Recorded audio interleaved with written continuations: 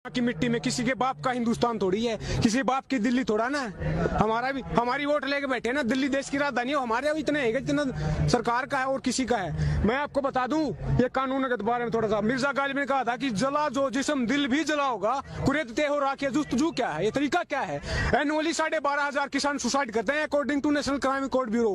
1995 से 2015 तक 3 लाख किसानों ने सुसाइड की है। तो ये राख कुरेद रहे हैं, सुसाइड कर चुका है वो कि राख में कुछ ना बचाओ जी मास, ये बेचने जा रहे हैं। मैं कानून के बारे में थोड़ा शॉर्ट में बता दूं। पहला कानून क्या बोलता है, एपीएमसी से बाहर किसान अपनी फसलों को बेच सकता है। इस देश में 85% किसान ऐसे हैं जिसके 5 एकड़ से कम जमीन है, 70% किसान ऐसे हैं जिसके 2 एकड़ से कम जमीन है। बोला कि प्राइस डिस्कवरी होगी, इंटरस्टेट मूवमेंट हो सकता है। आप मुझे बताओ 2 एकड़ वाला अपनी ट्राली भर कर रहना पंजाब यूपी से तमिलनाडु केरला बेचने जाएगा या लंदन अमेरिका बेचने जाएगा? कौन सा लॉजिक है ये, कौन सी रैशनैलिटी है, कितना ट्रांसपोर्ट कॉस्ट होगा उसका? दूसरा कानून कॉन्ट्रैक्ट फार्मिंग के बारे में बोलता है, उसके एक सेक्शन में लिखा है क्वालिटी ग्रेड एंड स्टैंडर्ड। समझ रहे हो बात को? पहले बोला जाएगा कि चावल इतना मोटा होगा, इतना पतला होगा, ऐसा कलर होगा। समझ रहे हो, ये खुला आसमान है, उसके नीचे फसल पैदा होती है। बाढ़, पानी, सूखा, आंधी, तूफान सब कुछ उसको असर करता है। अब मशीन तोड़ा ना कि मशीन में से निकला बिना डिफेक्ट के निकल आएगी। ये तो वही बात होगी, सरकार बोल रही कि पानी वाला जहाज उड़ेगा, हम बोल रहे हैं सर वो तैरता है, बोला नहीं उड़ेगा, वो उड़ रहा है ना पानी वाला जहाज। ये मर रहे हैं किसान, ये बकवास कर रहे हैं। तीसरा कानून क्या बोलता है कि एसेंशियल कमोडिटी एक्ट 1955 में नेहरू जी ने पास किया था, स्टॉक लिमिट लगाई थी। आज उसको स्टॉक लिमिट हटा दी है और बोला क्या है, किसान होल्ड करेगा। किसान के बारे में किसी ने कहा कि छत टपकती है उस किसान की, लेकिन फिर भी वो बारिश की दुआ करता है। उसके सिर पे छत नहीं है, फसल के लिए कहां से लाएगा छत? कौन सा लॉजिक है ये? है कोई रैशनैलिटी? बकवास कर रहे हैं, जमीनें बेचने जा रहे हैं। मैं हरियाणा से हूँ, वहाँ पे सवाल का मुद्दा उठाते हैं। आप ये बताओ, हमारे पास जमीनें नहीं रहेंगे, पानी में डूब के मरना है क्या? पानी किसके लिए चाहिए? जमीन के लिए, खेती के लिए। आतंकवादी खालिस्तानी बोलते हैं, अगर हम आतंकवादी हैं तो आप हमारे बीच में ऐसे घूम सकते हो आतंकवादियों के बीच में? 70% देश की पॉपुलेशन एग्रीकल्चर पे डिपेंड करती है, तो 70% तो वैसे आतंकवादी हो गए। तो देशभक्त कौन है? आतंकवादी बताऊं मैं कौन है? साधु प्रज्ञा ठाकुर, जिसने 2008 में मालेगांव ब्लास्ट केस हुआ था, उसकी मेन एक्यूज्ड है। आतंकवाद के चार्ज हैं, वो पार्लियामेंट में बैठी है। समझ रहे हो, गोड से जिंदाबाद के नारे बताए, हमें आतंकवादी बोल रहे हैं। आतंकवादी, एक बात और बोल दूं मैं, आतंकवादी अगर हमें बोल रहे हैं तो 60 के डिकेड से पहले इंडिया फूड सिक्योरिटी में इंडिपेंडेंट नहीं था, भूखे मरते थे हम। 62 में चाइना से वार हार गए, 64 में फैमान आया, लाखों लोग मरे भूख से। जवान भी आ रहा था, किसान भी आ रहा था। लाल बहादुर शास्त्री जी ने नारा दिया, जय जवान जय किसान। 65 में ग्रीन रेवोल्यूशन आया। आज जो बफर स्टॉक के 9 में, इतनी मेहनत से हमने जमीन को सींचा था, बफर स्टॉक के 9 में खाने के लिए कम से कम होना चाहिए। 40 मिलियन टन क्या, वो दुगना हो चुका है आतंकवादियों की वजह से।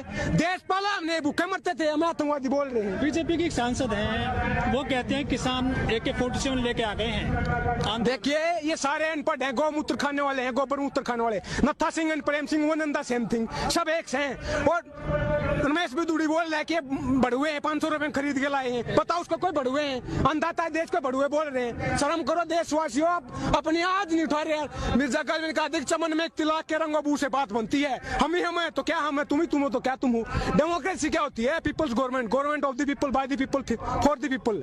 आज क्या हो रहा है? उल्टा हो रहा है, government of the capitalist, by the capitalist, for the capitalist. उद्योगपतियों को जमीनें बेच रहे हैं। लेकिन जो बड़े उद्योगपति हैं, अडानी और अंबानी, वो कह रहे हैं कि इस पूरे किसान आंदोलन में हमको घसीटा गया है। हम किसानों से ना जमीन लेते हैं डायरेक्ट, ना अन्न लेते हैं। क्या कर रहे हैं? बता रुको, 1991 में LPG के थ्रू इकोनॉमी को खोला था। क्या बोला था कि बाहर का इन्वेस्टमेंट आ गया, कंपनियां आएंगी, रोजगार मिलेगा, देश की ग्रोथ होगी, इकोनॉमी ग्रोथ होगी। आज उसका नतीजा ऑक्सफैम की रिपोर्ट आती है, 1% के पास देश का 60% धन है, देश के 10% के पास देश का 90% धन है। हम कहाँ हैं? हम कारखाने लगाएंगे? हम PhD करके आते हैं, BTech करके 10,000 की नौकरी देते हैं। 10,000 में ड्रेस नहीं आ रही, कपड़ा नहीं आता 10,000 में। मोदी जी कहते हैं पेंशन लगाने वाला भी रोजगार कर रहा है। क्या लगाने वाला? पेंशन तो लगाते हैं, पकौड़े तलने वाला। हाँ, आत्मनिर्भर बना रहे ना, फिर ताली ताली बजवा रहे हैं। एक ही थाली के बैंगन है, बकवास कर रहे हैं। पार्लियामेंट में 43% क्रिमिनल बैठे हैं। ADR की रिपोर्ट बताती है, association for democratic reform. Kuldeep Sengar rapist, चिमैनन रेपिस्ट, साधु प्रज्ञा आतंकवादी, वैसे बैठे हैं पार्लियामेंट में। कानून बैठे हैं पार्लियामेंट में, कानून बना रहे हैं हमारा। अपराधी हमारा कानून बनाएंगे तो ऐसे बनेगा। कानून मर रहे हैं ना लोग। गुरु तो आसाराम थे, तो आप ही हो ना उन लोगों। किसको? तो फिर चुन लिया उस टाइम पे, पता थोड़ा ना था भाई क्या ये ऐसा करेंगे। दूसरी बात, सुनने वाली बात वो आपको गलत लगेगा, लेकिन हमारे देश में एजुकेशन इतनी ज्यादा है कि जैसे इलेक्शन आएगा कोई हिंदू बन जाएगा, कोई मुसलमान बन जाएगा, कोई ब्राह्मण बन जाएगा, कोई जाट, कोई गुर्जर, कोई दलित। ये जाति पाति के आधार पे वोट देते हैं। शर्म करो आप, शर्म की बात है, ये एजुकेशन नहीं है। इलेक्शन आएगा तब भी इनके साथ मिलेंगे। भगत हैं चिंटू पप्पू पिट्ठू बन के बैठे भाई साहब, ये समझने की बात है। डेमोक्रेसी क्या होती है? डायलॉग, डिबेट एंड डिसेंट, एसएमटी ही डेमोक्रेसी है। यूज करो उसका। तो चुनाव जो होता है क्या विकास को भूल जाते हैं या फिर जातिवादी को लेकर चुनाव? मैंने बोला ना, वही तो हो रहा है। जाति के आधार पे टिकट देंगे, फिर क्या बोलते हैं कि भाई ये जाट नेता है, ये उत्थान करेगा मेरा। दो आदमी जाति के आधार पे वोट लेके जाएगा तो फिर काम करेगा। आपको पता क्या है? वोटर भी तो जाति के आधार पर वोट जात के आधार पे, धर्म के आधार पे वोट दोगे तो मन की बात होगी। काम के आधार पर वोट दोगे तो काम की बात होगी। समझ रहे हो? डिवाइड एंड रूल पे बोलना चाहूंगा मैं। कुछ किसी ने, अंग्रेजों ने डिवाइड एंड रूल किया था, ये भी वही कर रहे हैं। हिंदू मुसलमान मंदिर मस्जिद करके कि बांट दिया इस धरती को। क्या चांद सितारों का होगा? नदियों के कुछ नाम लिखे, बहती धारों का क्या होगा? शिव की गंगा भी पानी, यहाँ पे जमजम भी पानी है, मुल्ला भी पिए, पंडित भी पिए, पानी का मतलब क्या होगा? उन फिरका परस्तों से पूछो क्या सूरज अलग बनाओगे? एक ही हमेशा से सबकी क्या हो भी नहीं बनाओगे? नस्लों का जो करे बंटवारा, नस्लों का जो करे बंटवारा, रहबर काम का ढोंगी है। क्या खुदा ने मंदिर तोड़ी थी या राम ने मस्जिद तोड़ी है?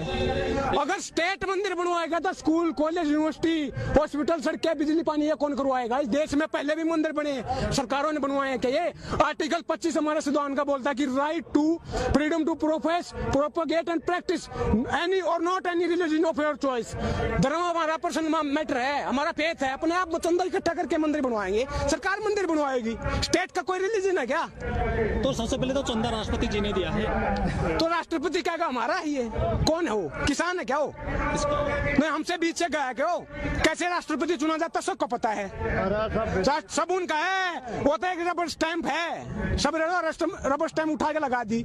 आज मुझे बता दो एक भी कानून पे जिसमें राष्ट्रपति ने डिसेंट का भी अड़े हो कि नहीं गलत है, ये सारे कानून पे मोहर लगा देते हैं। पिट्ठू होते हैं सरकारों के राष्ट्रपति।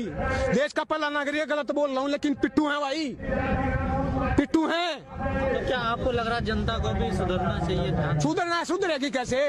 मेजी रेस्टोरेशन आया था 1860 के दशक में जापान में। छोटा सा देश है, खेती के लिए जमीन नहीं है, टापुओं का देश, आइलैंड पे बसा हुआ है। मेजी रेस्टोरेशन आया था, उससे इंडस्ट्रियलाइजेशन हुआ। देश को इतना पढ़ाई लिखा है, ह्यूमन डेवलपमेंट, एजुकेशन, हेल्थ पे इतना खर्चा किया कि छोटा सा देश है। ये जितने है ना दादागिरी के घूम रहे हैं, वर्ल्ड पावर बन के, घुमा के मारा था, घुमा के, भगा यूएस को पीटा, पर्ल हार्बर पे अटैक किया, चाइना को हराया, रशिया को हराया, सारे देशों को घुमागा। छोटा सा देश है। ऐसे ही आज इजराइल पूरे मुस्लिम राष्ट्र, 60 मुस्लिम देश हैं, भगा के मारता है।